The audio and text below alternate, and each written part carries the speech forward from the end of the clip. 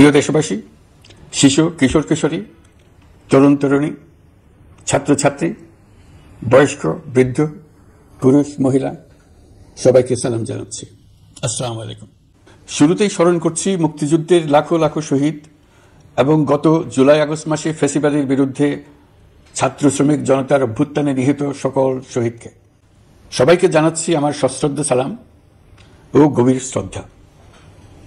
আরও স্মরণ করছি তাদের, ফ্যাসিবাদী শক্তির বিরুদ্ধে লড়াই করে যারা আহত হয়েছে, পঙ্গুত্ব বরণ করেছে, চোখের দৃষ্টি হারিয়েছে, যারা 9 দফা নিয়ে দাঁড়িয়েছে, যারা 1 দফা নিয়ে দাঁড়িয়েছে, যারা দেশকে এক হিংস্র স্বৈরাচারের হাত থেকে বাঁচিয়েছে। কৃতজ্ঞ চিত্তে স্মরণ করছি আপনাদের ভাই বোনদের, আপনাদের সন্তানদের, যারা এই বিপ্লবে অংশগ্রহণ করেছে। আমরা অন্তর্বর্তীকালীন সরকারের প্রথম 100 দিন অতিক্রম করলাম। আপনারা জানেন কি কঠিন এক পরিস্থিতিতে আমাদের দায়িত্ব গ্রহণ করতে হয়েছে। ছাত্র শ্রমিক জনতার অভূতপূর্ব গণ অভ্যুত্থানের পর ফ্যাসিস্ট সরকার প্রধান পালিয়ে গেলে দেশ সরকার শূন্য হয় সাময়িকভাবে। পুলিশ প্রশাসন এ সময় সম্পূর্ণ নিষ্ক্রিয় হয়ে পড়লে উদ্বেগজনক এক পরিস্থিতির সৃষ্টি হয়। স্বৈরশাসনে বিপর্যস্ত এই দেশকে আমাদের সবাইকে মিলে পুনর্গঠন করতে হচ্ছে।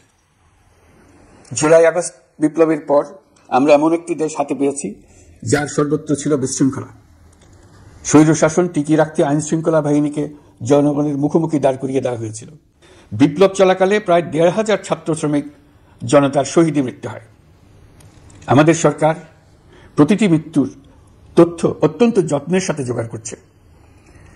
এই বিপ্লবে আহত হয়েছে 19,931 জন। আহতদের জন্য ঢাকার 13টি হাসপাতাল সহ বিভিন্ন বিশেষায়িত হাসপাতালে চিকিৎসার ব্যবস্থা করা হয়েছে। প্রতিদিনই তালিকায় আরো নতুন নতুন শহীদের তথ্য যোগ খুঁজছে, যারা স্বৈরাচারের আক্রোশের শিকার হয়ে এই পৃথিবী ছেড়ে চলে গেছেন। প্রতিটি হত্যার বিচার আমরা করবই। জুলাই আগস্ট হত্যাকাণ্ডের বিচারের যে উদ্যোগ আমরা নিয়েছি তার কাজও বেশ ভালোভাবে এগিয়ে যাচ্ছে। প্রথিত স্বৈরাচার শেখ হাসিনাকেও আমরা ভারতের কাছ থেকে ফেরত চাইব। কেবল জুলাই আগস্ট হত্যাকাণ্ডই নয়, আমরা গত 15 বছরে সব অপকর্মের বিচার করব। অসংখ্য মানুষ গুম হয়েছে, খুন হয়েছে। এই সময় আমরা গুমের তদন্তে একটা কমিশন গঠন করেছি। কমিশন প্রধান আমাকে জানিয়েছেন অক্টোবর পর্যন্ত তারা 1600 গুমের তথ্য পেয়েছেন। তাদের ধারণা এই সংখ্যা 3,500 ছাড়িয়ে যাবে। অনেকেই কমিশনের কাছে গুমের অভিযোগ করতে ভয় পাচ্ছেন, এই ভেবে যে অভিযুক্ত ব্যক্তিদের দ্বারা তারা আবার আক্রান্ত হতে পারেন, ক্ষতিগ্রস্ত হতে পারেন। আমি আপনাদের আশ্বস্ত করতে চাই, আপনারা দ্বিধাহীন চিত্তে কমিশনকে আপনাদের অভিযোগ জানান। কারো সাধ্য নাই আপনাদের গায়ে আবার হাত দেয়। গুম কমিশনের সদস্যদের কাছে ভুক্তভোগীদের যে বিবরণ আমরা পেয়েছি তা অত্যন্ত মর্মান্তিক। জুলাই আগস্টের বিপ্লবের পর ছাত্রছাত্রীরা শহর বন্দরের দেয়ালে দেয়ালে তাদের মনের কথা লিখেছে। তাদেরও আগে যারা গুমের শিকার হয়েছে প্রতিটি গোপন আস্তানার দেয়ালে দেয়ালে তারা লিখে গেছেন তাদের কষ্টের মর্মস্পর্শী বিবরণ। তাদের এইসব কষ্টের কথা শুনে আমাদের হৃদয় কেঁপে উঠেছে। এসবের সঙ্গে জড়িতদের আমরা বিচারের কাঠগড়ায় দাঁড় করাবই। অভিযুক্ত যত শক্তিশালী হোক, যে বাহিনীরই হোক, তাকে ছাড় দেওয়ার কোনো সুযোগ নেই। কেবল দেশে নয়, গুম, খুন ও জুলাই আগস্ট গণহত্যার সাথে জড়িতদের আমরা আন্তর্জাতিক আদালতেও বিচারের উদ্যোগ নিয়েছি। ইন্টারন্যাশনাল ক্রিমিনাল কোর্টের প্রধান কৌশলী করিম খানের সঙ্গে আমার এই ব্যাপারে ইতিমধ্যে কথা হয়েছে। আইন শৃঙ্খলা রক্ষাকারী বাহিনীগুলোর কোনো সদস্য কিংবা অন্য কেউ যাতে হত্যা, গুম সহ এই ধরনের কোনো অপরাধে জড়িয়ে পড়তে না পারে, এই জন্য আমরা গুম বিরোধী আন্তর্জাতিক সনদে স্বাক্ষর করেছি। আপনারা দেখেছেন জাতিসংঘের আন্তর্জাতিক মানবাধিকার বিষয়ক হাই কমিশনার ফলকার তুর্ক সম্প্রতি বাংলাদেশ সফর করেছেন। জাতিসংঘ জুলাই আগস্ট হত্যাকাণ্ডের তদন্তে আমাদের সহযোগিতার হাত বাড়িয়ে দিয়েছে। ডিসেম্বর প্রথম সপ্তাহে তারা আমাদেরকে তাদের রিপোর্ট হস্তান্তর করার প্রতিশ্রুতি দিয়েছে। অতীতের গুমের ঘটনাগুলো তদন্ত কাজেও আমরা নিয়মিত তাদের সঙ্গে যোগাযোগ রক্ষা করে চলেছি। মানবাধিকার রক্ষায় সহযোগিতা করতে ঢাকায় তারা তাদের জনবল বাড়ানোর প্রস্তাব দিয়েছে। আমরা এই প্রস্তাব গ্রহণ করেছি। প্রিয় দেশবাসী, আমি আগেও জানিয়েছি, আবারও জানাচ্ছি, গণ অভ্যুত্থানে সকল শহীদদের পরিবারকে পুনর্বাসন করা হবে। একজনও বাদ যাবে না।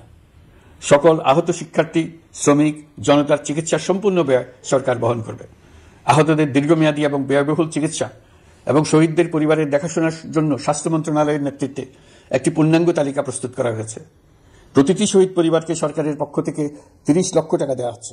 যারা বুলেটের আঘাতে তাদের দৃষ্টিশক্তি হারিয়েছেন তাদের চিকিৎসার জন্য নেপাল থেকে কর্নিয়া আনার ব্যবস্থা করা হয়েছে এবং যাদের প্রয়োজন তাদেরকে সরকারের পক্ষ থেকে বিদেশে চিকিৎসার জন্য পাঠানো হচ্ছে। জুলাই অভ্যুত্থানের কোনো শহীদ এবং আহত ছাত্র, শ্রমিক চিকিৎসা সেবা এবং পুনর্বাসন পরিকল্পনা থেকে বাদ যাবে না। এটি অন্তর্বর্তীকালীন সরকারের অঙ্গীকার। এই গণ অভ্যুত্থানের শহীদের স্মৃতি ধরে রাখতে গঠিত জুলাই শহীদ স্মৃতি ফাউন্ডেশন বেশ পাকাপোক্তভাবে তাদের কাজ শুরু করেছে। এই ফাউন্ডেশনকে সরকার 100 কোটি টাকা অনুদান দিয়েছে। এছাড়াও জুলাই আগস্ট বিপ্লবে শহীদ পরিবারের পুনর্বাসন ও আহতদের সর্বোত্তম চিকিৎসা নিশ্চিত করার জন্য সমাজ কল্যাণ মন্ত্রণালয়ের পক্ষ থেকে $5 মিলিয়ন একটি বরাদ্দ প্রস্তাব অর্থনৈতিক সম্পর্ক বিভাগের মাধ্যমে বিশ্ব ব্যাংকে পাঠানো হয়েছে। পতিত স্বৈরাচার পুলিশকে দলীয় কর্মীর মতো ব্যবহার করেছে। বাধ্য হয়ে তাদের অনেকেই গণহত্যায় অংশ নিয়েছেন। খুবই স্বাভাবিক প্রতিক্রিয়া হিসেবে তারা জনরোষের শিকার হয়েছেন। এতে তাদের মনোবল অনেক কমে যায়। আমরা পুলিশের মনোবল ফিরিয়ে এনে তাদের আবার আইন শৃঙ্খলা রক্ষায় কাজে লাগানোর চেষ্টা করছি। এক্ষেত্রে অনেক দৃশ্যমান উন্নতিও হয়েছে। আইন শৃঙ্খলা রক্ষায় বাংলাদেশ সেনাবাহিনীকেও কিছু নির্বাহী ক্ষমতা দেওয়া হয়েছে, যা পরিস্থিতির দৃশ্যমান উন্নতিতে সহায়তা করেছে। আমি আপনাদের সবাইকে ধন্যবাদ জানাই। কঠিন এই সময়ে আপনারা সবাই অপরিসীম ধৈর্যের পরিচয় দিয়েছেন। ধন্যবাদ জানাই দেশের রাজনৈতিক দলের নেতৃবৃন্দকে। তারা তাদের কর্মীদের শান্ত থাকার আহ্বান জানিয়েছেন। প্রতিশোধ স্পৃহায় লিপ্ত হয়ে কেউ যাতে হানাহানিতে জড়িয়ে না পড়ে সেই আহ্বান জানিয়েছেন। আপনাদের সবাই এই আহ্বানে সাড়া দিয়েছেন। ফেসিবাদী শক্তি ভয় দেখিয়েছিল তারা ক্ষমতা ছাড়লে দেশে লাখ লাখ লোক মারা পড়বে। টানা 7 দিন পুলিশ প্রশাসন সম্পূর্ণ নিষ্ক্রিয়তা থাকার পরও ব্যাপক আকারে সহিংসতা এড়ানো গেছে। আমরা যখন দায়িত্ব গ্রহণ করি বাংলাদেশ তখন সম্পূর্ণ অরক্ষিত একটা দেশ। এই সময় ধর্মীয় সংখ্যালঘুদের মধ্যে অহেতুক আতঙ্ক ছড়ানোর চেষ্টা করা হয়েছে। কয়েকটি ক্ষেত্রে তারা সহিংসতারও শিকার হয়েছেন। কিন্তু এটা নিয়ে যেসব প্রচারণা হয়েছে তা ছিল সম্পূর্ণ অতিরঞ্জিত। অল্প যে সমস্ত সহিংসতার ঘটনা ঘটেছে তার মূল কারণ ছিল রাজনৈতিক। কিন্তু এইসব ঘটনাকে ধর্মীয় আবরণ দিয়ে বাংলাদেশকে নতুন করে অস্থিতিশীল করে তোলার চেষ্টা করা হয়েছে। আপনাদের সবার সহযোগিতায় আমরা দৃঢ়ভাবে এই পরিস্থিতি সামাল দিয়েছি। আমাদের দায়িত্ব গ্রহণের 2 মাসের মাথায় দেশে দুর্গাপূজা উদযাপিত হয়েছে প্রায় 32,000 পূজা মণ্ডপে। দুর্গাপূজা উপলক্ষে নির্বাহী আদেশে একদিন অতিরিক্ত ছুটি ঘোষণা করা হয়, যা উৎসবের আমেজকে অনেক গুণ বাড়িয়ে দেয়। দুর্গাপূজাকে ঘিরে আমরা ব্যাপক নিরাপত্তা প্রস্তুতি নিই, যার ফলে দেশের হিন্দু সম্প্রদায় নির্বিঘ্নে তাদের উৎসব পালন করেছে। আমরা দায়িত্বে আসার পর যে অল্প কিছু ক্ষেত্রে তারা সহিংসতার শিকার হয়েছেন আমরা তার প্রতিটি ঘটনার তদন্ত করেছি। শুধু হিন্দু সম্প্রদায় নয়, দেশের কোনো মানুষই যাতে কোনো রকম সহিংসতার শিকার না হয় সেই জন্য আমরা যথাসাধ্য চেষ্টা করছি এবং সবসময় সে চেষ্টা করে যেতে থাকব। আপনারা জানেন চলতি বছর বাংলাদেশের বিভিন্ন অঞ্চলে 6টি বন্যা হয়েছে। আপনাদের সবার সহযোগিতায় আমরা এই বন্যা মোকাবেলা করেছি। বাংলাদেশের দেশপ্রেমিক সশস্ত্র বাহিনী বন্যা মোকাবেলায় জনগণের সাথে কাঁধে কাঁধ মিলিয়ে কাজ করেছে। বন্যা মোকাবেলা ও বন্যা পরবর্তী পুনর্বাসনের লক্ষ্যে বিশ্ব ব্যাংকের $250 মিলিয়ন অনুদান এবং স্থানীয় অনুদানের মাধ্যমে 100 কোটি টাকারও বেশি অর্থ সংগ্রহ করা হয়েছে। বন্যার ফলে অনেক জায়গায় ফসলহানি হয়েছে, ব্যাহত হয়েছে পণ্য সরবরাহ শৃঙ্খল। বন্যা পরবর্তী সময়ে বাজারে শাকসবজি সহ নিত্য প্রয়োজনীয় পণ্যের দাম বেড়েছে, ফলে আপনাদের কষ্ট হয়েছে। নিত্য পণ্যের দাম সহনীয় পর্যায়ে রাখতে আমরা যথাসাধ্য চেষ্টা করছি। বাজারে ডিমের সরবরাহ বাড়ানোর জন্য আমরা 9.5 কোটি ডিম আমদানির অনুমতি দিয়েছি। এই জন্য প্রয়োজনীয় শুল্ক ছাড়ও দেওয়া হয়েছে। মধ্যস্বত্বভোগীদের দৌরাত্ম্য কমিয়ে ডিমের উৎপাদকরা যাতে সরাসরি বাজারে ডিম সরবরাহ করতে পারে সেই উদ্যোগ নেওয়া হয়েছে। মানুষ যাতে স্বল্প মূল্যে কৃষিপণ্য কিনতে পারে সেজন্য রাজধানী সহ বিভিন্ন স্পটে সরকারি কিছু পণ্য বিক্রি করা হচ্ছে। টিসিবির মাধ্যমে 1 কোটি নিম্ন আয়ের ফ্যামিলি কার্ডের মধ্যে 57 লাখকে স্মার্ট কার্ডে রূপান্তরিত করা হয়েছে। বন্যার ফলে চালের উৎপাদন ব্যাহত হওয়ায় চাল আমদানিতে শুল্ক ছাড় দেওয়া হয়েছে। আসন্ন রমজানে নিত্য প্রয়োজনীয় দ্রব্যের সরবরাহ এবং দাম যাতে স্বাভাবিক থাকে এই জন্য সরকারের বিভিন্ন কর্তৃপক্ষ ব্যবসায়ীদের সাথে নিয়মিত বৈঠক করে যাচ্ছে। দ্রব্যমূল্য নিয়ে আমাদের কোনো লুকোছাপা নেই। মূল্যস্ফীতির পূর্ণ তথ্য জনগণের সামনে তুলে ধরা হচ্ছে। মূল্যস্ফীতি রোধে উচ্চ সুদের হার নির্ধারণ সহ একাধিক নীতিগত সিদ্ধান্ত নেওয়া হয়েছে, যার মধ্যে রয়েছে শস্য আমদানিতে এলসি সীমা অপসারণ এবং সরবরাহ চেইন। পরিবহন খাতে চাঁদাবাজি বন্ধের চেষ্টা করা হচ্ছে। আমরা আশা করি বাজারে পণ্যমূল্য কমিয়ে আনতে এটা ভূমিকা রাখবে। নেপাল থেকে পানি বিদ্যুৎ বাংলাদেশে আনার ব্যবস্থা করা হয়েছে। দৈনন্দিন রাষ্ট্র পরিচালনার পাশাপাশি আমাদের ভবিষ্যতের বাংলাদেশ বিনির্মাণের কথাও ভাবতে হচ্ছে। আপনারা সবাই জানেন, আমাদের সবচেয়ে গুরুত্বপূর্ণ কাজ হচ্ছে একটি অবাধ সুষ্ঠু নির্বাচন আয়োজনের মধ্য দিয়ে নির্বাচিত সরকারের কাছে দায়িত্ব হস্তান্তর। আমরা রাজনৈতিক দলগুলোর সঙ্গে আমাদের নিয়মিত যোগাযোগ অব্যাহত রেখেছি। বিভিন্ন ইস্যুতে তাদের মতামত নিয়ে যাচ্ছি। সরকারের সিদ্ধান্ত গ্রহণে এসব মতামত অনেকাংশে প্রতিফলিত হচ্ছে। চলমান সংস্কার প্রক্রিয়া তাদের প্রতিটি মতামত সক্রিয়ভাবে বিবেচনায় নেওয়া হচ্ছে। আমরা আশা করছি নির্ধারিত সময়ে ডিসেম্বর জানুয়ারির মধ্যেই সংস্কার কমিশনগুলো তাদের সুপারিশমালা সরকারের কাছে পেশ করতে পারবে। তাদের সুপারিশ নিয়ে আমরা রাজনৈতিক দলগুলোর সঙ্গে ক্রমাগতভাবে আলোচনায় বসব। সকলের ঐক্যমত্যের ভিত্তিতেই আমরা সংস্কার প্রস্তাব চূড়ান্ত করব। নির্বাচন কবে হবে এই প্রশ্ন আপনাদের সবার মনেই আছে, আমাদের মনেও সারাক্ষণ আছে। আপনারা লক্ষ্য করেছেন, নির্বাচন আয়োজনের লক্ষ্যে আমরা প্রয়োজনীয় পদক্ষেপ নিতে শুরু করেছি। কয়েকদিনের মধ্যে নির্বাচন কমিশন গঠন হয়ে যাবে। তারপর থেকে নির্বাচন আয়োজন করার সমস্ত দায়িত্ব তাদের উপর বর্তাবে।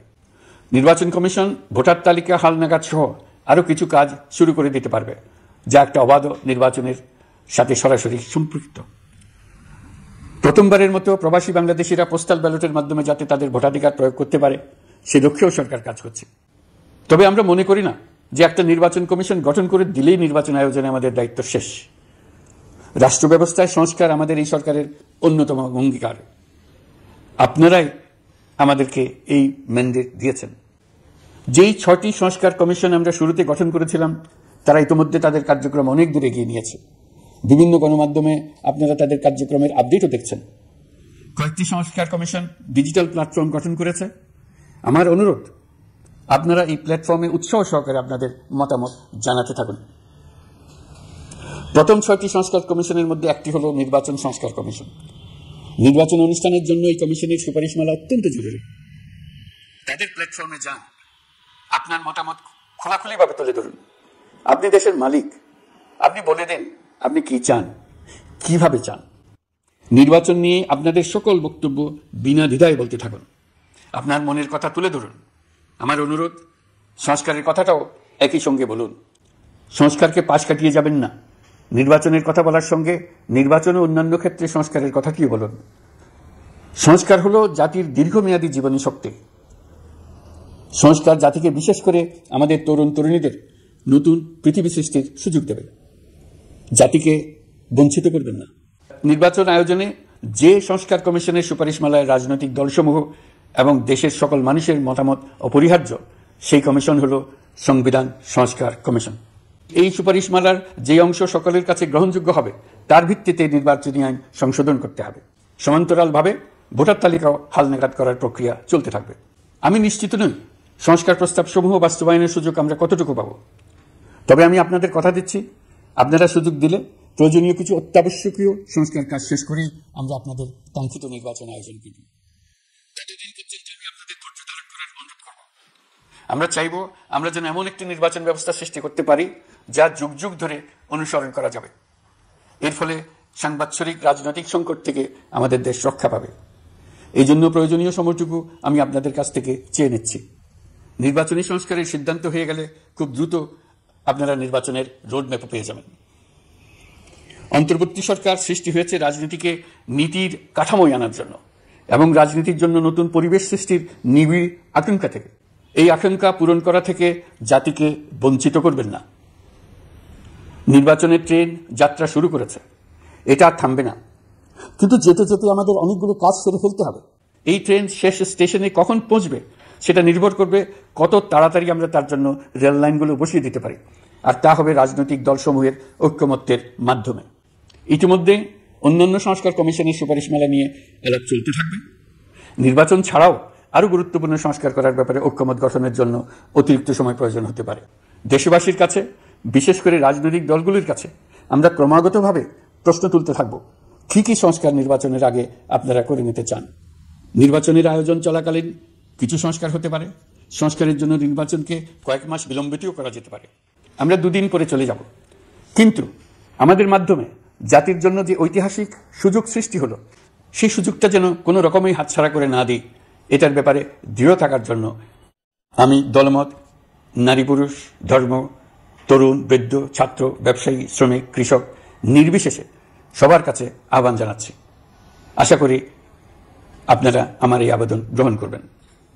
দেশে সংগঠিত অন্যান্য অপরাধের বিচার প্রক্রিয়া ত্বরান্বিত করার জন্য দেশের বিভিন্ন জেলায় সহস্রাধিক প্রসিকিউটর নিয়োগ দেওয়া হয়েছে। হাইকোর্টে ইতিমধ্যে নিয়োগ দেওয়া হয়েছে 23 জন নতুন বিচারক।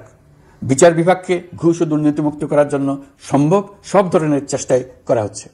বিচারপতিদের নিয়মতান্ত্রিক উপায়ে শাস্তিমূলক ব্যবস্থা গ্রহণের জন্য সুপ্রিম জুডিশিয়াল কাউন্সিল পুনর্বহাল করা হয়েছে। শুধু বিচার বিভাগই নয়, সর্বগ্রাসী দুর্নীতির হাত থেকে দেশের সব খাতকেই রক্ষা করতে আমরা সচেষ্ট হয়েছি। দুর্নীতি দমন কমিশন পুনর্গঠনের কাজ প্রায় শেষ পর্যায়ে। দুর্নীতি ও অর্থ পাচারে অভিযুক্ত প্রভাবশালী 150 ব্যক্তির তালিকা তৈরি এবং 79 জনের বিরুদ্ধে অনুসন্ধান শুরু হয়েছে। 15% হারে আয়কর পরিশোধ করে অপ্রদর্শিত পরিসম্পদ অর্থাৎ কালো টাকা সাদা করার বিধান বাতিল করা হয়েছে। সরকারি কার্যক্রমকে গতিশীল করতে বিভিন্ন পর্যায়ের 19,084 জন কর্মকর্তা কর্মচারীকে পদোন্নতি, 13,429 জনকে বদলি এবং 12,636 জনের বিরুদ্ধে শাস্তিমূলক ব্যবস্থা গ্রহণ করা হয়েছে। সাংবিধানিক প্রতিষ্ঠান পাবলিক সার্ভিস কমিশন পুনর্গঠন করা হয়েছে। কুখ্যাত সাইবার সিকিউরিটি আইন বাতিলের নীতিগত সিদ্ধান্ত হয়েছে। এই আইনের অধীনে হওয়া যেসব মামলা মানুষের মত প্রকাশের অধিকারের সাথে সম্পর্কিত সেগুলো প্রত্যাহার করা হয়েছে। এছাড়াও 133টি আইন বিধিবিধান তৈরি ও সংশোধন করা হয়েছে। 353টি গুরুত্বপূর্ণ নীতি নির্ধারণী সিদ্ধান্ত গ্রহণ করা হয়েছে। ছাত্রছাত্রীদের দাবি মেনে ইতিমধ্যে সরকারি চাকরির বয়সসীমা 32-এ উন্নীত করা হয়েছে। আমরা জানি আমাদের কাছে আপনাদের আরো অনেক দাবি দেওয়া আছে। দীর্ঘদিনের অপশাসন, অত্যাচার, অনাচারের ফলে আপনাদের মনে অনেক ক্ষোভ পঞ্জীভূত হয়েছে। দেশে বাক স্বাধীনতা না থাকায় আমরা কেউ আমাদের মতামত, দাবি দেওয়া প্রকাশ করতে পারিনি। আমরা আপনাদের প্রতিটি দাবির প্রতি সহানুভূতিশীল।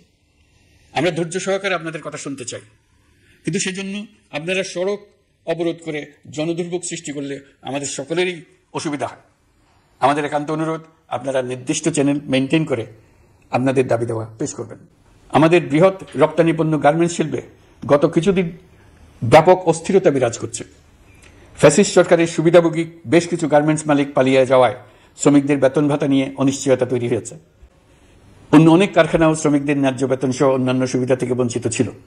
শ্রমিকরা তাদের দীর্ঘদিনের বঞ্চনার প্রতিবাদ জানাতে এবং অনিশ্চয়তা থেকে মুক্তি পেতে রাস্তায় নেমে আসে। আমরা তাদের কথা শুনেছি, তাদের আলোচনার টেবিলে নিয়ে আসতে পেরেছি। আমরা অত্যন্ত আনন্দিত যে মালিক শ্রমিকের মধ্যে 18 দফার একটা ব্যাপক ভিত্তিক চুক্তি স্বাক্ষরিত হয়েছে। বড় ধরনের কোনো সহিংসতা ছাড়াই আমরা শ্রমিক অসন্তোষ নিরসন করতে পেরেছি। তারা আবার উৎপাদনে ফিরেছে। এতে প্রাণ ফিরে পেয়েছে বাংলাদেশের রপ্তানিমুখী এই শিল্প। নানা প্রতিকূলতা সত্ত্বেও অক্টোবর মাসে আমাদের রপ্তানিতে প্রবৃদ্ধি হয়েছে প্রায় 21%। আমরা যখন কাজ শুরু করেছি দেশের অর্থনীতি ছিল বিপর্যস্ত। বৈদেশিক মুদ্রার রিজার্ভ ছিল তলানিতে। আসার কথা, এই রিজার্ভ পরিস্থিতি এখন উন্নতির পথে। গত 3 মাসে রিজার্ভে কোনো রকম হাত না দিয়েই আমরা প্রায় $2 বিলিয়ন বৈদেশিক ঋণ শোধ করতে পেরেছি। জ্বালানি তেল আমদানিতে পুঞ্জীভূত বকেয়ার পরিমাণ $478 মিলিয়ন হতে কমিয়ে $160 মিলিয়ন আনতে পেরেছি। অর্থনীতি পুনরুদ্ধারে আমরা সর্বাত্মক চেষ্টা চালিয়ে যাচ্ছি। বিশ্বব্যাংক, IMF সহ বিভিন্ন দাতা সংস্থা ইতিমধ্যে ঋণ ও অনুদান হিসেবে $8 বিলিয়ন দেওয়ার প্রতিশ্রুতি দিয়েছে, যা আমাদের ভঙ্গুর অর্থনীতিকে সচল করতে সক্ষম হবে। পতিত সরকার আমাদের জন্য যে ভঙ্গুর অর্থনৈতিক পরিস্থিতি রেখে গিয়েছে তাতে রাজস্ব আদায়ে গতি আনতে হিমশিম খেতে হচ্ছে জাতীয় রাজস্ব বোর্ডকে। এর মধ্যেও জুলাইয়ের নেতিবাচক অবস্থা থেকে অক্টোবর নাগাদ রাজস্ব আদায়ে 9.9% প্রবৃদ্ধি অর্জিত হয়েছে। আগের অর্থ বছরের সংশোধিত বাজেটে বিপুল রাজস্ব ঘাটতি ছিল, যে কারণে এবার শুরু থেকে রাজস্ব আদায়ের লক্ষ্যমাত্রা অনেক বেড়ে যায়। এর ফলে স্বৈরাচার পতনের পরবর্তী 3 মাসে 9.9% রাজস্ব বৃদ্ধির পরেও লক্ষ্যমাত্রার বিপরীতে 23%-এর বেশি ঘাটতি থেকে যায়। রাজস্ব আদায়ের গতি আনতে আমি এখন অনলাইনে আয়কর রিটার্ন জমা দিতে উৎসাহিত করছি। আন্তর্জাতিক সাহায্য সংস্থা, বিশ্বব্যাংক, IMF, UNDP ইত্যাদি প্রধানদের সঙ্গে আমার দীর্ঘ বৈঠক হয়েছে। তারাও বাংলাদেশকে নতুনভাবে এবং সর্বাত্মকভাবে সাহায্যের জন্য তাদের আগ্রহ ব্যক্ত করেছেন। চীনের পররাষ্ট্রমন্ত্রীর সঙ্গে একান্ত বৈঠকে চীনের পক্ষ থেকে যাবতীয় সাহায্যের আশ্বাস দিয়েছেন। 100 দিন আগে আর্থিক দিক থেকে আমরা যে লণ্ডভণ্ড অবস্থা থেকে যাত্রা শুরু করেছিলাম সেটা এখন অতীত ইতিহাস হয়ে দাঁড়িয়েছে। এই 100 দিনে অর্থনীতি সবল অবস্থানে চলে আসছে। এটা সম্পূর্ণ নিজস্ব নীতিমালা দিয়ে হয়েছে। বলা বাহুল্য, এখনো আমাদের বন্ধুদের কাছ থেকে যে সাহায্যের আয়োজন হয়েছে তা আসা শুরু করেনি।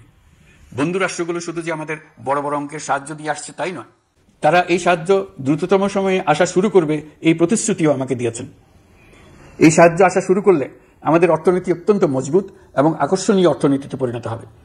বিদেশি বিনিয়োগকারীরাও নানা রকম বিনিয়োগে উৎসাহিত হয়ে এগিয়ে আসবে। বিনিয়োগকারীদের সঙ্গে এখন থেকে আমরা আলোচনা শুরু করে দিয়েছি। বিশ্বের রাষ্ট্রপুঞ্জের মজলিসে আমরা এখন সম্মানিত এবং প্রশংসিত দেশের অবস্থানে পৌঁছতে পেরেছি। এর কারণে পরাজিত শক্তি নানা কৌশল করেও তাদের দিকে দৃষ্টি আকর্ষণ করতে পারছে না। তারা নানা চেহারা নিয়ে আপনাদের প্রিয়পাত্র হবার চেষ্টা করছে। পরাজিত শক্তির ষড়যন্ত্র থেকে নিজেকে মুক্ত রাখুন, দেশকে মুক্ত রাখুন। এই ব্যাপারে অনড় থাকুন। এমন কিছু করবেন না যা তাদেরকে উৎসাহিত করতে সাহায্য করে। তাদেরকে সকল দিক থেকে নিরাশ করুন। সেটা নিশ্চিত করতে পারলে আমাদের আর কোনো বিষয়ে সংশয় করার প্রয়োজন নেই। সরকারের পক্ষ থেকে আমি নিশ্চয়তা দিচ্ছি, সকল প্রকার সীমাবদ্ধতা সত্ত্বেও আমরা আপনাদেরকে একটা মজবুত অর্থনীতি দিয়ে যাব। ভবিষ্যতে চলার পথকে সহজগম্য করে যাব। নাগরিক অধিকারসমূহ নিশ্চিত করে যাব। বিপক্ষ শক্তি যত শক্তিশালী হোক, নাশকতার যত রকম উদ্ভট পরিকল্পনাই করুক, সবকিছু নস্যাৎ করার জন্য প্রস্তুত থাকুন। এবার যে মুক্তি আমরা অর্জন করেছি তা আমাদের কাছ থেকে কেউ যেন ছিনিয়ে নিতে না পারে, তার জন্য সর্বমুহূর্তে প্রস্তুত থাকুন। আপনারা জেনেছেন পতিত সরকার ও তার দোসররা প্রতি বছর দেশ থেকে 12 থেকে 15 বিলিয়ন ডলার পাচার করেছে। দুর্নীতি বিরোধী সংস্থা ট্রান্সপারেন্সি ইন্টারন্যাশনাল বাংলাদেশ সম্প্রতি এই তথ্য দিয়েছে। পাচার হয়ে যাওয়া এই অর্থ ফিরিয়ে আনার জন্য সম্ভব সকল ধরনের উদ্যোগ আমরা গ্রহণ করেছি। এই কাজে সফল হতে পারলে আমাদের অর্থনীতি আরও গতি পাবে। এই কাজে আমরা বিভিন্ন আন্তর্জাতিক সাহায্য সংস্থার সাহায্য দিচ্ছি। আমি ধন্যবাদ জানাতে চাই বিশ্ব নেতৃবৃন্দকেও। বাংলাদেশের এই সংকটময় সময়ে তারা প্রায় সবাই সহযোগিতার হাত বাড়িয়ে দিয়েছেন। আমি যখন সেপ্টেম্বরে জাতিসংঘের সাধারণ পরিষদের অধিবেশনে যোগ দিই, সে সময় মার্কিন যুক্তরাষ্ট্র, European Union, Canada, Italy, Holland, জাতিসংঘের মহাসচিব সহ বিশ্বের অনেক দেশের সরকার প্রধানের সঙ্গে আমার বৈঠক করার সুযোগ হয়। তারা স্বতঃস্ফূর্তভাবে আমাদের প্রতি সর্বাত্মক সহযোগিতা প্রদানের অঙ্গীকার ব্যক্ত করেছেন। নেপাল, মালদ্বীপ, পাকিস্তান সহ প্রতিবেশী বেশ কয়েকটি দেশের সরকার প্রধানের সঙ্গে আমার বৈঠক হয়েছে, যেখানে আমি সার্ককে পুনর্জীবিত করার কথা বলেছি। দেশে ফিরে আসার পর এসব দেশের রাষ্ট্রদূতগণ যারা ঢাকায় আছেন, শতপ্রবৃত্ত হয়ে আমার সঙ্গে দেখা করে তাদের সরকার প্রধানদের অঙ্গীকার পুনর্ব্যক্ত করে গেছেন। তারা সম্পূর্ণ নতুনভাবে আমাদের জন্য সহায়তার নতুন ছক তৈরি করার কাজ শুরু করেছেন। যেসব রাষ্ট্রদূত দিল্লিতে অফিস করেন, তারা দিল্লি থেকে এসে দেখা করে গেছে। ইউরোপিয়ান ইউনিয়নের 20 দেশের 20 জন রাষ্ট্রদূত দিল্লিতে থাকেন। 7 দেশের 7 রাষ্ট্রদূত ঢাকায় আছেন। দিল্লি থেকে একসঙ্গে 20 জন রাষ্ট্রদূত সহ মোট 27 রাষ্ট্রদূত সমবেতভাবে আমার সঙ্গে বৈঠক করার জন্য আগামী কয়েকদিনের মধ্যে ঢাকায় আসছেন। আগে কখনো ইউরোপিয়ান ইউনিয়নের 27 জন রাষ্ট্রদূত একত্র হয়ে সরকারের সঙ্গে আলোচনায় বসেনি। দিল্লি থেকে এই বিশাল সংখ্যক রাষ্ট্রদূত একসঙ্গে বৈঠক করার জন্য কোনোদিন আসেনি। এবার এই কাজটি করার পেছনে আছে ইউরোপিয়ান ইউনিয়নের সমর্থন প্রকাশ করা এবং অর্থনৈতিক ক্ষেত্রে উচ্চ পর্যায়ের সহযোগিতা গড়ে তোলা। ইতিমধ্যে আমার সঙ্গে দেখা করেছেন সৌদি আরব, সংযুক্ত আরব আমিরাত, ব্রাজিল, তুরস্ক, রাশিয়া, ফিনল্যান্ড, সিঙ্গাপুর, লিবিয়া সহ অনেক দেশের রাষ্ট্রদূত। দ্বিপাক্ষিক নানা সহযোগিতা সহ বাণিজ্য ও বিনিয়োগ বৃদ্ধির আশ্বাস তারা দিয়েছেন। আমরা প্রবাসী বাংলাদেশিদেরও বেসরকারি খাতে বিনিয়োগ করার জন্য আহ্বান জানাচ্ছি। বাংলাদেশের অর্থনৈতিক উন্নয়নে তরুণদের কর্মসংস্থানের মূলে রয়েছে বেসরকারি খাত। আমাদের বিনিয়োগ বোর্ডের নির্বাহী চেয়ারম্যান 2 শতাধিক বেসরকারি প্রতিষ্ঠানের প্রধান নির্বাহী, উদ্যোক্তা ও বিনিয়োগকারীর সঙ্গে পৃথক পৃথকভাবে বৈঠক করেছেন। নীতির ধারাবাহিকতার অভাব, সরকারি বেসরকারি পর্যায়ে মত বিনিময়ের অভাব, সরকারি অফিসের জটিল প্রক্রিয়া এবং সর্বোপরি দুর্নীতি বিদ্যমান বিনিয়োগকারীদের সমস্যায় ফেলেছে। বিনিয়োগকারীদের উদ্বেগ নিরসনে আমরা অনেকগুলো কাজ করেছি। ইতিমধ্যে সত্যিকারের ওয়ান স্টপ সার্ভিস চালু হয়েছে। বিনিয়োগ সংক্রান্ত চ্যালেঞ্জ সমাধানে আন্তঃমন্ত্রণালয় কমিটি গঠন করা হয়েছে। বেসরকারি খাতের উপদেষ্টা কাউন্সিল ও ডিজিটালাইজেশনের মাধ্যমে সরকারি অফিসে না এসে প্রয়োজনীয় কর্মসম্পাদনের পদক্ষেপ নেওয়া হয়েছে। বিনিয়োগ উন্নয়ন সংস্থা আমাদের অগ্রগতির বিষয়ে সবাইকে মাসিক ভিত্তিতে আপডেট করে যাচ্ছে। আমরা প্রবাসীদের কল্যাণে কাজ করছি। আমার অনুরোধে সংযুক্ত আরব আমিরাত সাজাপ্রাপ্ত 57 জন সহ অন্যান্য বাংলাদেশিকে মুক্তি দিয়েছে। এইসব বাংলাদেশি যাবজ্জীবন কারাবাসের ঝুঁকি নিয়ে ফেসিবাদের বিপক্ষে প্রতিবাদ করেছিল। বাংলাদেশিরা এরকম প্রতিবাদ আরও অনেক দেশেই করেছেন। আমরা তাদের প্রতি কৃতজ্ঞ। কয়েকদিন আগে বাকুতে সংযুক্ত আরব আমিরাতের প্রেসিডেন্ট জনাব শেখ মোহাম্মদ বিন জায়েদ আল নাহিয়ানের সঙ্গে আমার কথা হয়েছে। তাকে বাংলাদেশের পক্ষ থেকে ধন্যবাদ জানিয়েছি। তিনি বলেছেন বাংলাদেশের জন্য যে কোনো সাহায্য লাগলে আমি যেন তাকে জানাই। প্রবাসীদের কল্যাণে আমাদের সরকার সম্ভব সব ধরনের উদ্যোগ গ্রহণ করে যাচ্ছে। আপনারা জানেন মালয়েশিয়ার প্রধানমন্ত্রী আনোয়ার ইব্রাহিম সম্প্রতি বাংলাদেশ সফর করেছেন। 18,000 বাংলাদেশি যারা সব ধরনের আনুষ্ঠানিকতা মেনে চলার পরেও স্বৈরাচারী সরকারের অব্যবস্থাপনার জন্য মালয়েশিয়া যেতে পারেন নাই, তিনি তাদের জন্য মালয়েশিয়ার দ্বার আবার উন্মুক্ত করার আশ্বাস দিয়েছেন। এই লক্ষ্যে আমরা কাজও শুরু করেছি। আপনারা জেনে থাকবেন, মালয়েশিয়া আগামী বছর দক্ষিণ পূর্ব এশিয়ার আঞ্চলিক সহযোগিতা সংস্থা আসিয়ানের চেয়ারম্যানের দায়িত্ব নিতে যাচ্ছে। আমরা ইতিমধ্যে আসিয়ানের সদস্য পদের জন্য আবেদন করেছি। মালয়েশিয়ার প্রধানমন্ত্রী আমাদের আবেদন সক্রিয়ভাবে বিবেচনার আশ্বাস দিয়েছেন।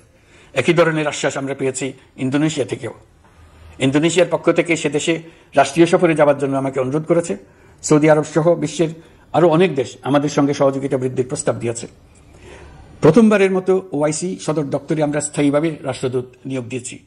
তুরস্কের রাষ্ট্রপতি রিসেপ তাইয়েপ এরদোগানের সাথে আগে আমার টেলিফোনে আলাপ হয়েছে।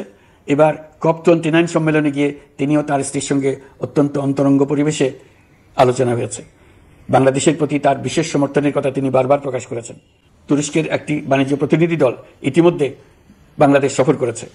তুরস্ক এদেশের সঙ্গে অর্থনৈতিক সম্পর্ক উন্নয়নের জন্য টার্কিশ ইনভেস্টমেন্ট অথরিটি বা তিকা একটি অফিস ঢাকায় স্থাপনের জন্য ঘোষণা দিয়েছে। এর মাধ্যমে তুরস্কের বিনিয়োগ ও বাণিজ্য বৃদ্ধির উদ্যোগ নেওয়া হবে। এ উদ্দেশ্যে চলতি মাসে একটি উচ্চ ক্ষমতা সম্পন্ন দল তুরস্ক থেকে বাংলাদেশে আসছেন। প্রিয় দেশবাসী, নতুন হজ প্যাকেজ ঘোষণা করা হয়েছে। তাতে হজের ব্যয় 1 লাখ টাকারও বেশি কমিয়ে আনা হয়েছে। পাশাপাশি আমরা এই সিদ্ধান্ত গ্রহণ করেছি, এই বছর সরকারি খরচে কাউকে হজে পাঠানো হবে না। আমরা নতুন বাংলাদেশকে একটা পরিবেশ বান্ধব এবং জীব বৈচিত্র্যময় দেশ হিসেবে গড়ে তোলার উদ্যোগ নিয়েছি। এটি তরুণদের আকাঙ্ক্ষা, আমাদের সবারই আকাঙ্ক্ষা। সেই লক্ষ্যে আমি প্রথমেই একটি ক্ষুদ্র পদক্ষেপ নিয়েছি। সমগ্র সচিবালয়ে প্লাস্টিকের পানির বোতল ব্যবহার নিষিদ্ধ করেছি। ইতিমধ্যে সুপার শপগুলোতে পলিথিনের শপিং ব্যাগ ব্যবহার বন্ধ করার উদ্যোগ নেওয়া হয়েছে। গত কয়েক দশকে যে পরিমাণ নদী দূষণ হয়েছে, আমরা তা বন্ধ করার উদ্যোগ নিয়েছি। আপনারা সবাই অবগত আছেন, জলবায়ু পরিবর্তন আমাদের জীবনযাত্রার জন্য কিরকম হুমকি হয়ে আসছে। গত 1 বছরে বাংলাদেশ প্রায় 15টি প্রাকৃতিক দুর্যোগের শিকার হয়েছে। মানুষের সৃষ্ট নানাবিধ দুর্যোগের পাশাপাশি এসব প্রাকৃতিক দুর্যোগের বিপক্ষেও আমাদের লড়তে হচ্ছে। আজারবাইজানে জলবায়ু সম্মেলনে বিশ্ব নেতৃবৃন্দকে আমি আমার উদ্যোগের কথা জানিয়েছি। সেখানে জাতিসংঘের মহাসচিব, ইউরোপ, এশিয়া, আফ্রিকার অনেক সরকার প্রধানের সঙ্গে আমার দেখা হয়েছে। যতটুকু আলাপ আলোচনা সম্ভব হয়েছে, আমি সবার কাছে জলবায়ুর প্রতিকূল প্রভাব মোকাবেলা সহ গণতান্ত্রিক উত্তরণের পথে বাংলাদেশের অগ্রযাত্রায় সহযোগিতা চেয়েছি। তারা সবাই সহযোগিতার অঙ্গীকার করেছেন। গত 100 দিনে আমরা অনেক কল্যাণমূলক কাজ করেছি, যা এখানে স্বল্প পরিসরে বর্ণনা করা সম্ভব নয়। আমাদের সরকার স্বচ্ছতা ও জবাবদিহিতায় বিশ্বাসী। তাই আমি সরকারের সকল মন্ত্রণালয়কে নির্দেশ দিয়েছি তাদের নিজ নিজ কাজের বিস্তারিত বিবরণ নিজেদের ওয়েবসাইট ও সামাজিক যোগাযোগ মাধ্যমে প্রকাশ করার জন্য। আমি আমার দপ্তরকেও বলেছি সরকারের সব কাজের বিবরণ যাতে জনগণ জানতে পারে, এই জন্য যেন প্রয়োজনীয় পদক্ষেপ নেওয়া হয়। এই সরকারকে ব্যর্থ করার জন্য, অকার্যকর করার জন্য বিশাল অর্থে বিশ্বব্যাপী এবং দেশের প্রতিটি স্থানে, প্রতিটি প্রতিষ্ঠানে এক মহাপরিকল্পনা প্রতি মুহূর্তে কার্যকর রয়েছে। তাদের একটি বড় প্রচেষ্টা হচ্ছে আমাদের মধ্যে বিভেদ সৃষ্টি করা। পতিত সরকারের নেতৃবৃন্দ যারা এদেশ থেকে বিপুল পরিমাণ অর্থ পাচার করে নিয়ে গেছে, সেই অর্থে বলিয়ান হয়ে তারা দেশে ফিরে আসার জন্য চেষ্টা করে যাচ্ছে। তাদেরকে কিছুতেই সফল হতে দেবেন না।